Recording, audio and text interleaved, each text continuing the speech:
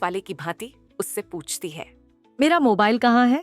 अयान एक पल के लिए अविका का चेहरा देखकर घबरा जाता है और उसकी बात मानते हुए कहता है जैसे उसी ने अविका का मोबाइल चुराया हो। वो सॉरी। अगले ही पल वो अपने आप को व्यवस्थित करते हुए कहता है, 1 मिनट, अरे मैडम आप क्या पागल हो गई है क्या? मुझे क्या पता कि आपका मोबाइल कहाँ है? ज्यादा बनो मत, मैं अच्छी तरह से जानती हूँ तुम जैसे लोगों को। वहाँ भी जानबूझकर टकराए थे तुम मुझसे, मेरा मोबाइल चोरी करने के लिए। मैडम उसके लिए सॉरी बोला था ना मैंने, और मैंने आपका कोई मोबाइल नहीं चुराया है। शायद आपको कोई गलत फहमी हुई है। क्या आपको मैं शक्ल से चोर लगता हूँ? अविका आंखें दिखाते हुए कहती है, देखो मुझे तुम्हारे साथ इन्वॉल्व नहीं होना है, तो चुपचाप से मेरा मोबाइल मुझे दो और चलते बनो। देखिए मिस, आप जो भी है, मैं एक बार फिर कहता हूँ कि मैंने आपका कोई फोन नहीं चुराया है। ठीक है तो अपना बैग चेक करवाओ, अभी पता चल जाएगा। अयान अड़ते हुए कहता है। अरे जब मैं कह रहा हूँ कि मैंने कुछ नहीं चुराया तो मैं बैग क्यों चेक करवाऊँ अपना? अविका उसके हाथ से लगभग बैग छीनते हुए कहती है, तुम ऐसे नहीं मानोगे। मैं तो वैसे भी नहीं मानूंगा। अयान भी अपना जोर लगाकर उससे बैग छुड़ाने की कोशिश करने लगता है। इसी छिना झपटी में थोड़ी सी भीड़ इकट्ठा होने लगती है और भीड़ में से एक हवलदार निकलकर आता है। हवलदार अपनी हरियाणवी भाषा में कहता है, अरे क्या हो गया मैडम जी, क्या बात की छीना झपकी चाल रही से?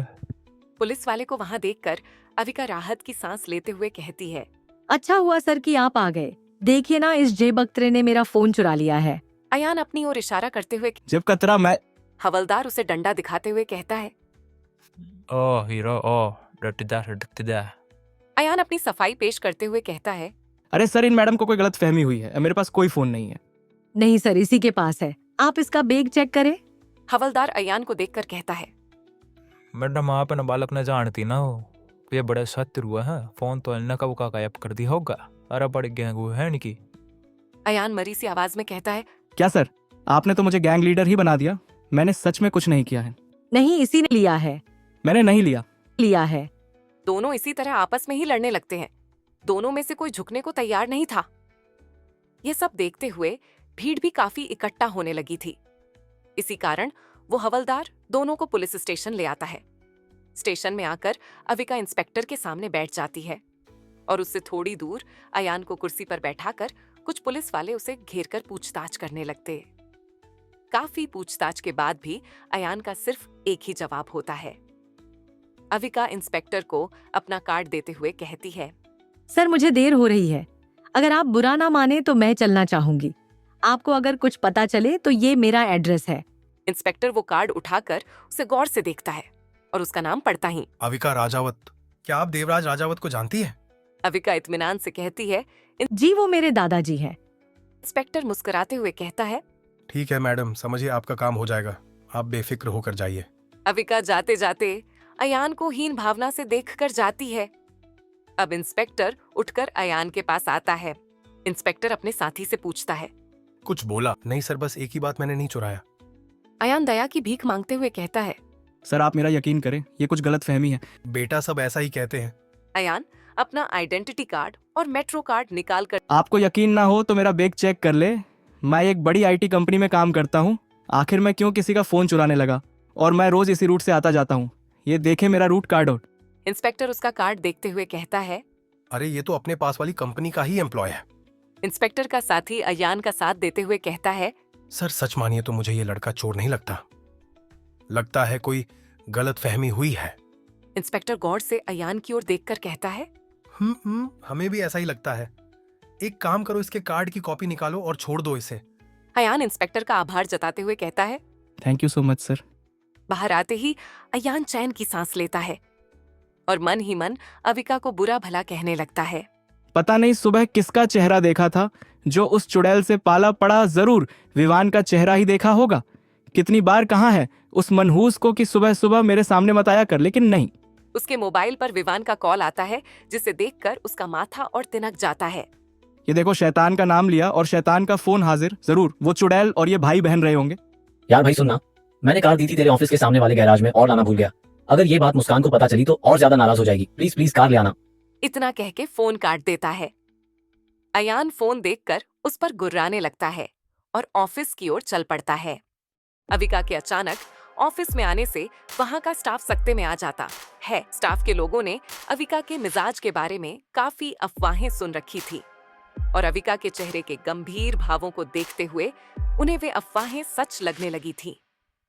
अविका की संजीदगी भरी चाल और चेहरे का तेज देखकर उसके सामने आने वाले सभी लोग खुद ब खुद उसका रास्ता छोड़कर दीवार से सट जाते।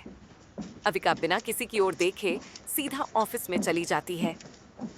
उसके जाते ही पूरे स्टाफ के लोगों में खुसुर-पुसुर शुरू हो जाती है।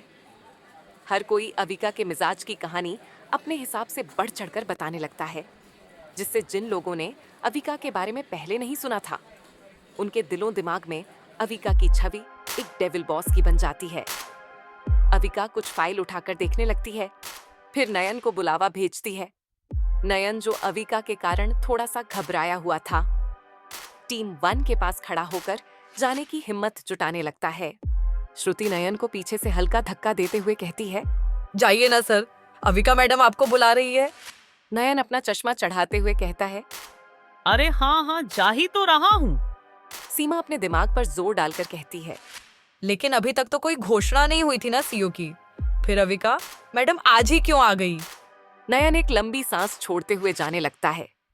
तभी श्रुति उसे रोकते हुए कहती है, सर रुकिए। नयन झुंझलाते हुए कहता है, अब क्या है? सर, अयान अभी तक नहीं आया है।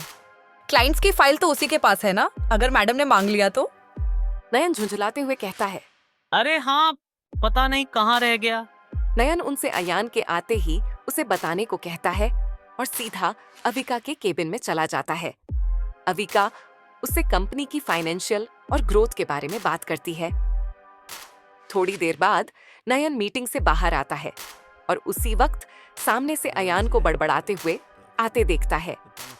नयन उसे केबिन से दूर ले जाकर पूछता है, अयान भाई मेरे, कहा था यार, और ये खुद से बातें करता हुआ क्यों आ रहा है? अयान गुस्से में उबलते हुए कहता है, खुद से बातें नहीं कर रहा हूँ, ऐसी ऐसी गालियां दे रहा हूँ जो मैं यहाँ खुले में नहीं दे सकता हूँ। क्यों, ऐसा क्या हो गया? बस कुछ मत पूछिए सर, आज का तो दिन ही खराब है। हाँ, लेकिन तू इतना लेट क्यों आया है? पता है अविका मैडम आई है। अयान मरी सी आवाज में कहता है। कौन अविका मैडम? अरे हमारी नई सीईओ, और तो और उन्होंने मुझसे क्लाइंट लिस्ट भी मांगी, लेकिन वो तो तेरे पास थी। ओ सॉरी, वो मैं मेल करना भूल गया था। नयन अपने दोनों हाथ कमर पर रखते हुए कहता है, वैसे कहाँ से आ रहा है तू? पुलिस स्टेशन से। पुलिस स्टेशन से? नयन के साथ साथ टीम 1 के सभी सदस्य भी एक साथ बोल पड़ते हैं, जो उनके पास खड़े उनकी बातें सुन रहे थे। अयान और नयन उन्हें देखकर चौंक जाते हैं। अयान उन्हें देखकर पूछता है, तुम सब यहाँ क्या कर रहे हो? स्मिता, जो अयान के पीछे पहले दिन से लट्टू थी, उसका हाथ पकड़ते हुए कहती है, आप ठीक तो है ना? आप पुलिस स्टेशन क्यों गए? अयान अपना हाथ छुड़ाने की कोशिश करते हुए कहता है, मैं ठीक हूँ, ऐसी कोई घबराने की बात नहीं है। नयन बात जारी रखते हुए पूछता है, फिर भी हुआ क्या था? अयान उन सबके सवालों को टालने के लिए कहता है। बहुत लंबी कहानी है। अयान धीमे धीमे से अपना हाथ स्मिता की पकड़ से छुड़ाने की कोशिश में लगा था, और इस तरीके से ताकि स्मिता को भी बुरा ना लगे, इसीलिए वो श्रुति को इशारा करता है। श्रुति स्मिता को पीछे खींचते हुए कहती है, उन्हें सांस तो लेने दे बहन। अच्छा, तेरी लंबी कहानी को शॉर्ट में बता कि आखिर तुझे पुलिस स्टेशन क्यों जाना पड़ा? अयान झुंझलाया सा कहता है, अरे एक चुड़ैल पीछे पड़ गई थी इसलिए। चुड़ैल शब्द सुनते ही स्मिता श्रुति को लगभग पीछे धकेलते हुए दोबारा अयान के पास आ जाती है और उसे नीचे से लेकर ऊपर तक देखने लगती है। अयान समेत सभी लोग उसकी इस हरकत से हैरान रह जाते हैं। अयान सर, उस चुड़ैल ने आपके साथ कुछ किया तो नहीं? कोई जादू टोना तो नहीं किया? मैंने सुना है कि ये चुड़ैलें बड़ी खतरनाक होती है, हैंडसम लड़कों को अपने वश में कर लेती है। स्मिता अपनी बड़ी बड़ी आंखों से अयान को निहारते हुए मासूमियत से कहती है। अयान से स्मिता की बेवकूफी भरी बातों का जवाब देना नहीं बन रहा था, वो बस उसकी बेवकूफी पर उसे देखता रहता है। तभी नयन उससे पूछता है, कैसी चुड़ैल? अरे थी सर एक चुड़ैल, आप जानकार। कहीं वो चुड़ैल ऐसी तो नहीं थी। अविका अयान की बात पूरा होने से पहले ही बोल पड़ती है। अविका को वहां देखकर सभी के होश उड़ जाते। अयान को तो जोर का झटका जोर से ही लगता है। अविका अयान को ऐसे घूरती है जैसे वो उसे आंखों ही आंखों में मौत की सजा सुना चुकी हो। आखिर अब आगे अयान के साथ क्या होने वाला था?